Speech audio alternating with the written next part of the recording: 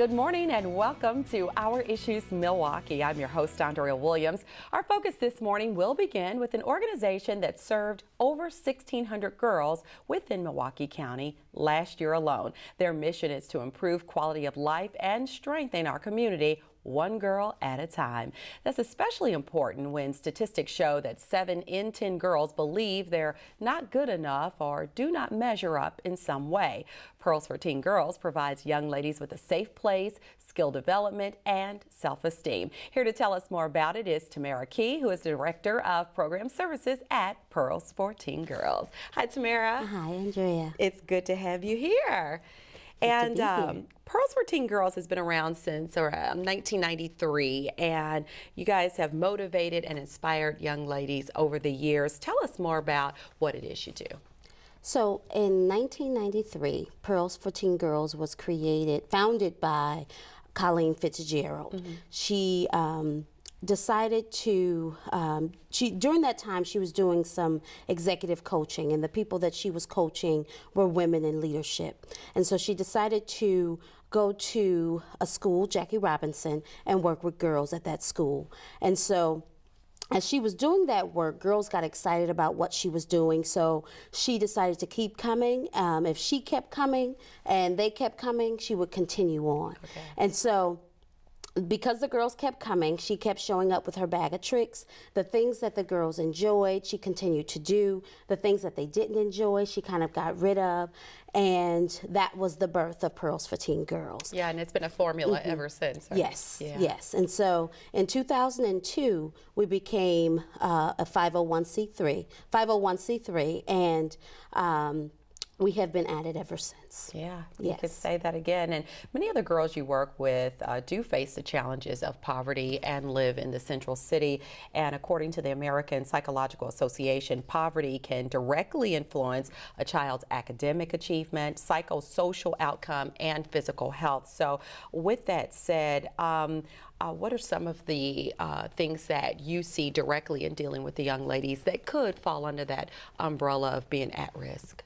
So what we see at Pearls is there's a lot of young people who come from backgrounds where there's hopelessness, there's homelessness, and so they're showing up with all of this stuff, and we're expecting them to go to school and get good grades and have high self-esteem, and it doesn't always look like that. And so some of the work that we're doing is to build that self-esteem, teaching them how to build healthy relationships. We're breaking those cycles of hopelessness and homelessness and breeding this new group of strong women. Yeah, I think that's wonderful. And that study also states that children from low-income families face greater exposure to risky behavior like smoking and sex at an early age. So you already mentioned about building the self-esteem and giving a positive message to these young ladies. But let's talk about how you approach the challenge and change those statistics that we just mentioned. So you have what's called groups. So what's the age group of the young ladies that you're serving? We start with 5th grade girls all the way up until 12th grade. And we focus on 5 different compass areas.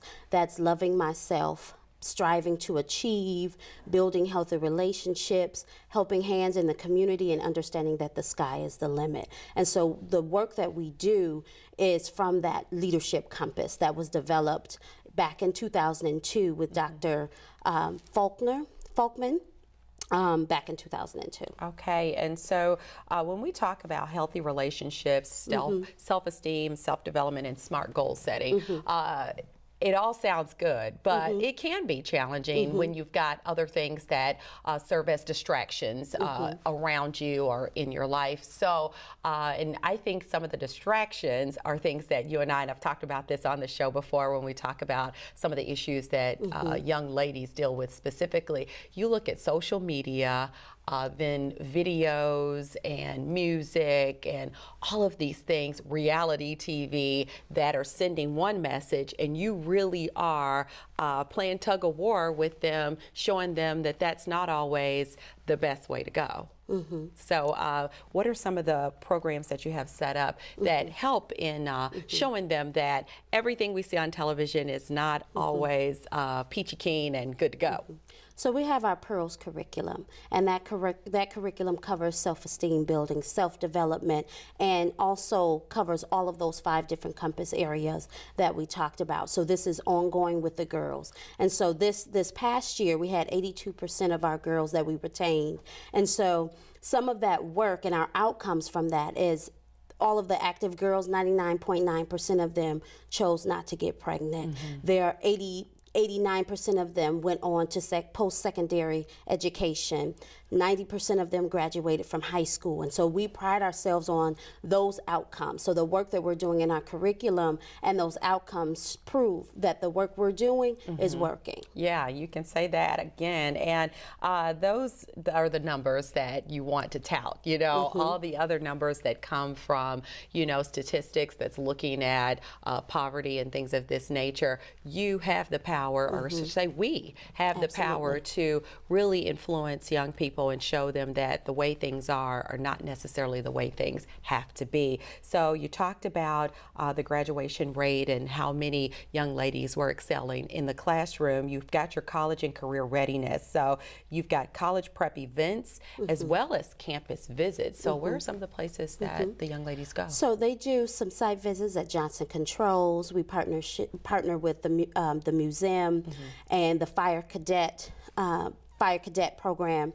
And these are opportunities for the girls to really look at the places where that interests them. So the places that we go is informed by our girls. So they say we're interested in art, we're interested in being a doctor, and so we build those relationships for them so that we can take them into the places and they can see what is it that you need to be doing to be able to show up in this place when you get to that time in your life. And the exposure is absolutely wonderful. The girls come back with, oh, I can't wait to do this and I can't wait to do that, because a lot of it is hands-on and they get to discover more about themselves and what they enjoy. And so with the College and Career Readiness Program, there's so many opportunities provided for them that they can pay attention to who they are and put in that work for the future. Yeah, that's good stuff. And you talk about the job shadowing and the networking events, and then there's mentoring as well. But there's, like you said, nothing like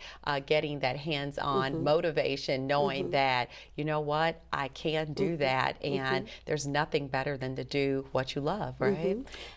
And we don't let them go after they graduate 12th grade either. We have an alum program. Okay. So once they have graduated from high school, they go on to college, and we send them care packages, check in with them, make sure that things are going well. They can talk about challenges once they get there, so that we don't let them go. And it's this cycle of programming. And most of all of those graduates come back and work back in the program and continue the cycle of love and relationship building that began when they started in 5th grade. That's what's going on. I love that. So when you talk about all this great programming and the positive outcome from most of the young ladies who are part of Pearls for Teen Girls, there are parents out there who are watching, and grandparents and aunts and uncles who are saying, oh, I'd love for my niece or daughter or granddaughter to become a part of that. Can you tell us what are the steps to take to make that happen? You can go on our website,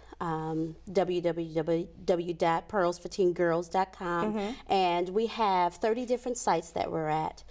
We have 45 different groups at those sites, and you can look at the age, the group of the grade that the young person is in, and they can sign up for that group if it's an open site. If it's not, they can give us a call and we can make arrangements for where they can attend. We're also having some awesome summer programming coming up where we'll be at 9 different sites for the summer as well. So you can look on our website, you can give us a call, and start from there. Sounds good. And the number to call is 414-265-7555. We'll put it right there on the screen. And another question that probably comes to mind is there a cost in order to participate? Pearls for Teen Girls is free. It's absolutely, absolutely free. So do you deal with availability as far as space? Is that how it goes? First come, first serve? So we have a variety of partnerships. So we're in this together with our community. So we don't do it by ourselves. And so we're in several different schools, community organizations, and churches. And what happens is there may be a fee for that site. So if it's at a Boys and Girls Club, that may cost you $5 to participate. Otherwise, it is absolutely free. Okay, that's $5 well spent, that's for sure. And how you mentioned how you work with other organizations throughout the community. How is Pearls for Teen Girls funded? It is funded by grants, it is funded by individual donors, and we're always looking for more funding to fund what it is that we do, the great work that we're doing. Yeah, and I'm sure you're always looking for volunteers, even if it comes under the umbrella of mentoring and job shadowing and things of that nature. Okay. Well, earlier this year, Pearls for Teen Girls welcomed Miss Patti LaBelle to the Riverside Theater, and concert goers were able to use a special promo code to get a discount on the ticket. And then just recently, there was this big announcement that the Queen of Soul, Aretha Franklin, is coming to the Riverside on June 3rd. And the interesting thing is, I saw again, it stood out. It said presented by or welcomed by Pearls for Teen Girls. Explain how your organization is tied in with these wonderful, I should say legendary women coming to our city. Well, a friend of Pearls created the relationship between Pearls and the Pabst Theater Group. And it was an opportunity for us to promote women, strong women in the music industry. And the awesome thing about it is we matched up. It worked out perfectly because it's a platform for us to promote strong women in the music industry and promote the great work that we're doing with the strong women in our community. Yeah, that is pretty awesome. And it's just an example of what it means to really realize your strength and then figure out what other organizations around the city kind of match up and can make things happen on an even bigger scale. And that's exactly what you're doing with the Pabst Group. Absolutely. I love that. Last summer, you also welcomed your new executive director, Jerry House, and she succeeded former executive director and CEO, Danae Davis. And Danae has been on the show before, and that's why I really wanted to kind of invite you back and get an update on the growth and the continuous success that's going on with Pearls for Teen Girls. So talk a little bit about your new executive director and her vision. Jerry House is an absolutely fearless leader, and it's a great opportunity for us to work under her leadership. She is one of the Pearls girls. She began in the very beginning with Colleen Fitzgerald. So this doesn't just begin for her. She has been a part of this journey from the very beginning when Colleen Fitzgerald decided I wanted to go into a group at Jackie Robinson, and then there was funding to do this and birth the project of Pearls for Teen Girls. And it was during a time where there wasn't a lot of girl-led programming, and we were looking at Milwaukee was looking at how do we do this at a higher level and promote girl-led programming. Jerry House was in the beginning of that.